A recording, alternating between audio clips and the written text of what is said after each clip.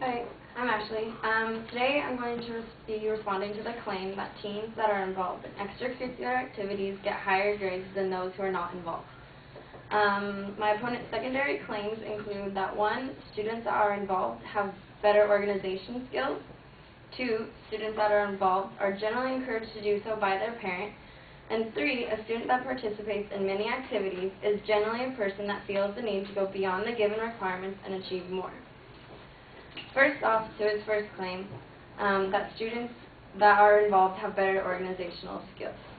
The few examples that my opponent does use are all outdated, and those source websites no longer exist. The argument was founded off of a previously written essay and takes all the evidence and reasoning straight from the text. The problem there is that it's all outdated, and the sites are no longer available for viewing.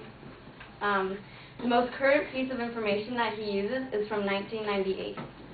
And all of the reasoning that he uses for his first claim is based off of hypothetical situations such as, if a student is involved in extracurricular activities, then he will have better time management and help transition to adulthood.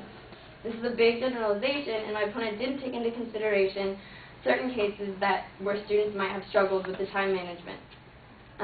As for his second claim, that students that are involved are generally encouraged to do so by their parents. This evidence is again based off hypothetical situation and is again outdated. He uses he doesn't use any specific examples for this claim, and he starts the claim off by saying that it's the parents' weight. He makes it almost like the parents' weight to make the children succeed, whereas the original claim bases it off of all the teens.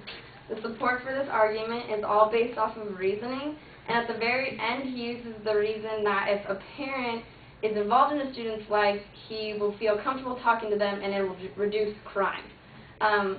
Throwing in the crime issue almost is completely irrelevant because it has nothing to do with extracurricular activities or a student's grades, which is his main claim. All it does is lead to confusion of the audience because it is irrelevant. The third claim that he makes is that a student that participates in many activities is generally a student that feels the need to go beyond the given requirements and achieve more. He uses the example of Kristen from Southeast Polk, who achieves multiple things and keeps striving for better and better goals. Though this example is a good example, it is still, again, outdated and taken from that previous essay, and a more recent example or even more examples would have helped his case. He also uses the problem of hasty generalization in his reasoning right now, because he takes one specific example and applies it to a whole group of people, that this certain person applies to not everyone. So lastly, I would like to conclude that the biggest issue with my opponent's claim is that most of the evidence is all outdated and taken from a previous source, and that he lacks support in his own reasoning and his own research to make his claim more believable. Thank you.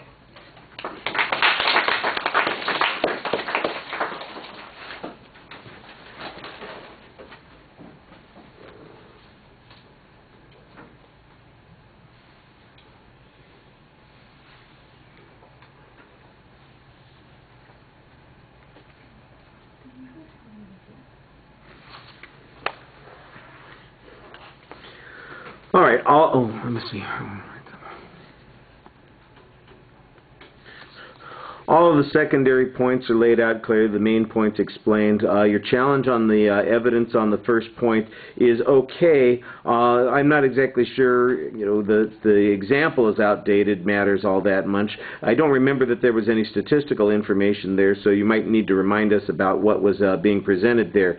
The explanation about how the hypothetical is problematic is okay, but for instance, I think that you suggest a counter-hypothetical example about time management issues issues that never gets developed. So, for instance, being a part of the band or on the football team might, there's an extracurricular activity, but you know what? That's also a huge time suck. That means that kids have to spend, 15 to 20 hours a week on this other activity that they don't have available to spend on their academics. Is it going to have an impact on that? Where's the demonstration that the kids manage that well? And then any evidence that you had that showed, for instance, that kids in high school who get caught up in sports, their grades drop, in comparison to the hypothetical that the advocate presented, that would make your argument a lot stronger. I think you've got a good point there. I just think that you needed to find some affirmative evidence to support your point, not just kind of harp on the evidence that the advocate presents, but also find some counter indicators that mean that the conclusion is not really